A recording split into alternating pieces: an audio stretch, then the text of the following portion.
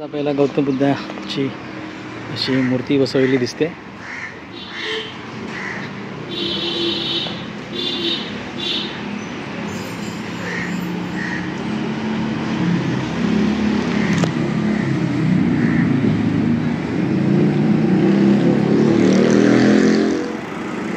आपला संपूर्ण गेट आहे इथे स्तूप.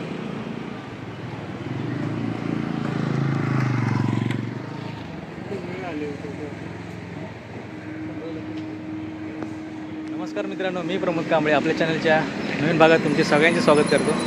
तर आज मी आलो आहे नालासोपारा येथे आणि माझ्यावरती आहेत आमचे दोन धम्मबांधव प्रशांत पवार आणि रोहन पवार सुद्धा आलेत आणि अजूनही आमचे काही सहकारी येणार आहेत. तर आम्ही थोडा वेळ पाहतो इथे बाहेर काही दिसतंय का आम्हाला, आणि ते आल्यानंतरच मग आम्ही आतमध्ये जाऊन कसं आतमध्ये स्तूप आहे किंवा काही गोष्टी आहेत त्या पाहून घेऊया.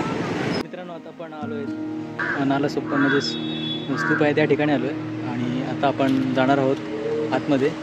इकडे आतमध्ये जाण्यासाठी एक वेगळा रस्ता आहे आणि त्या साईडला आपल्याला स्तूप दिसतो आहे. तर आता आम्ही बुद्धवंदना घेतो आणि मग त्याच्यानंतर पुढचा आपला जो काही व्हिडिओ आहे तो आपण शूट करूया पुढे. बौद्ध धर्माची दीक्षा घेतली ना, ते पूर्ण प्रचार करतात धर्माचा, तर तिकडे जातात आणि काही असे बौद्ध स्तूप बांधलेले. ओके. आणि दुसरा इतिहास म्हणजे मुलींच्या याच्यामध्ये काय सणामध्ये त्या इतिहासामध्ये तर ते स्वतः ह्या नगरीत आलेले आणि पावनभूमी याला बोललं जातं.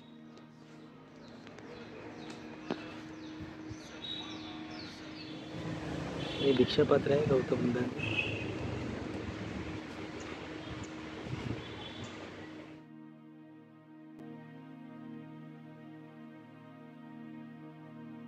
नमो तस्स भगवतो अरहतो सम्मा संबुद्धस्स.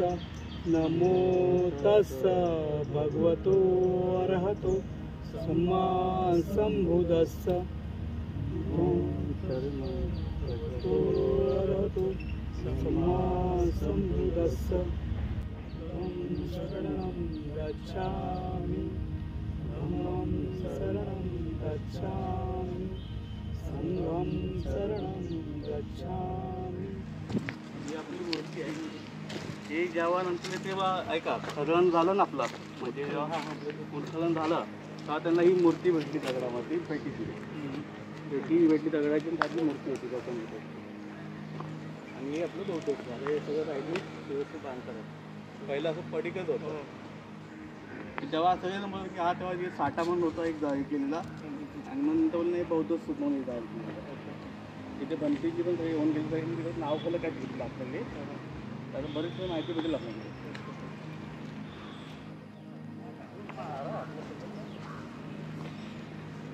तर हा पाहू शकता संपूर्ण स्तूप आहे. शूज काढायची.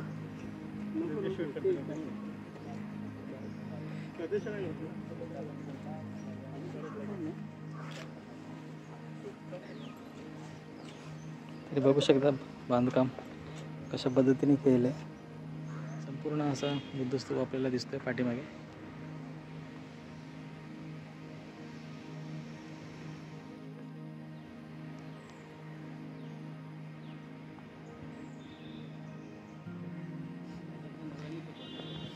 तर आता आपण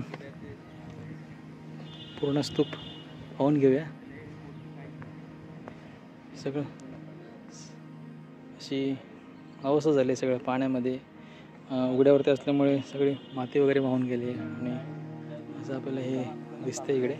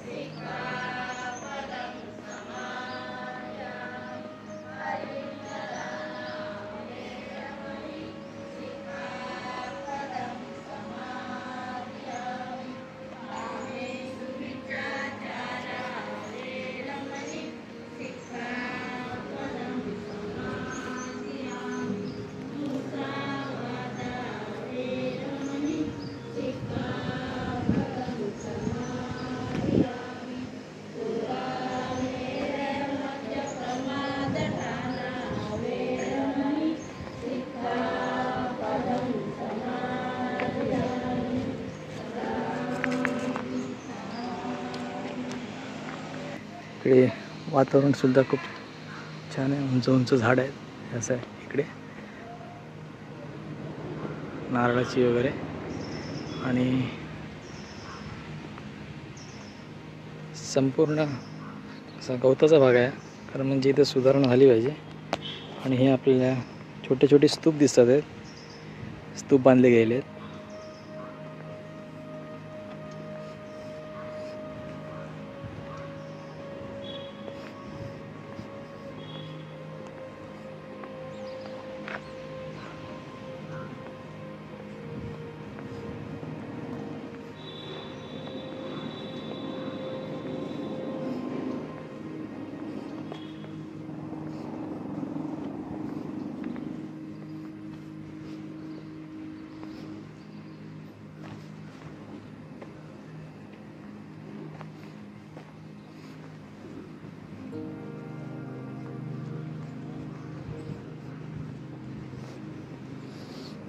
पाहू शकता असे लाईनीमध्येच सगळे स्तूप आहेत. स्तूपाच्या भोवतीच आहेत ते. त्या ठिकाणी सुद्धा काही स्तूप आहेत आपल्याला दिसतीलच. इकडे सुद्धा काही स्तूप आहेत.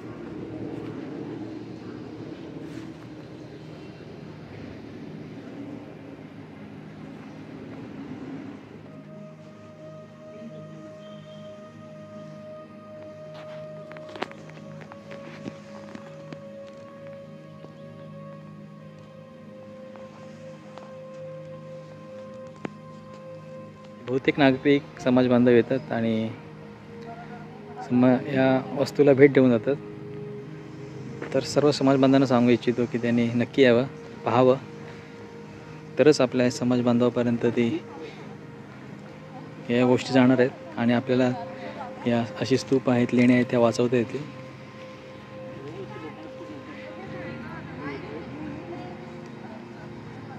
आज रविवार असल्यामुळे काही भगिनीसुद्धा येतात, पाहून जातात.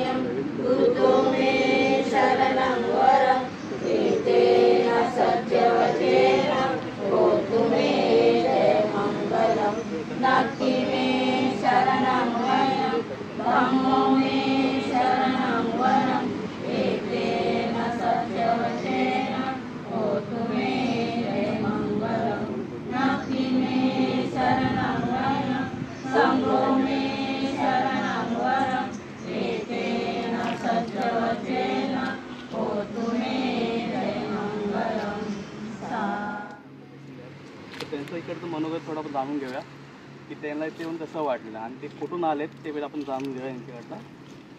बाकी तुमचं पूर्ण नाव सांगा मला. माझं नाव रेखा रामदास पाटील. कुठून आलात तुम्ही? मरोल पाईपलाईन. मरोल पाईपलाईन. तुम्हाला इकडचं कोणी सांगितलं म्हणजे इकडे? इकडे म्हणजे कसं ना, आम्ही 4 वर्ष बुद्धगयाला जातोय, तर आम्हाला त्याच्यातून थोडीफार माहिती मिळाली की नाला सोपाऱ्याला सुद्धा एक आपलं बुद्धाचं स्तूप आहे. तर त्यामुळे मी 4 वर्षापूर्वी इथे आलेली, म्हणजे आई, मावशी आणि इतर घरातले चिल्ला सगळ्यांना घेऊन मी इथे आलेले. तर तेव्हापासून महिलांना मी सांगत आले, तर आता 4 वर्ष उलटून गेले. ह्या सर्व महिलांना म्हटलं नाला सोपाऱ्याला आपल्याला बुद्धाचं स्तूप बघण्यासाठी जायचं आहे. तर ह्या सर्व महिला 2 दिवसामध्ये तयार झाल्यात आणि आम्ही या बुद्धाचं स्तूप बघायला या ठिकाणी आम्ही आलो. आमचा सदैव कुठेही जायचं असलं तर हा आमचा सदैव नंबर असतो आमचा. आपला धम्म असा आहे, धम्म ज्यांना कळला तो घरात राहू शकत नाही, तो बुद्धांपर्यंत ऑटोमॅटिकली कारण की आपला धम्म तसं गेल्या रविवारी तिथं होतो, ह्या एवढ्या रविवारी इथे आहे. आणि ज्या धर्माचं ज्ञान पाहिजे असेल ते जरूर येतात, कोणत्याही वेळ काढून. असे आम्ही सगळे आले होते कामधंदा म्हणजे कामी पण कार्यालयाने ना येण्यासाठी रस्ता सुद्धा नव्हता तुम्हाला. हो बरोबर. तिथे त्या रोडवर तर आम्ही उतरलो ना, विचारत माहित नव्हतं, विचारत आले. तर तिथे अशी पायवाट होती तुम्हाला, आणि त्या आणि झाडी झुडी होत्या अशा, त्याच्यामधून वाकून सुद्धा आम्ही आलो. आई म्हातारी होती, मावशी जरा बरी होती, ती वाकून इथे तेव्हा पण असे 2-3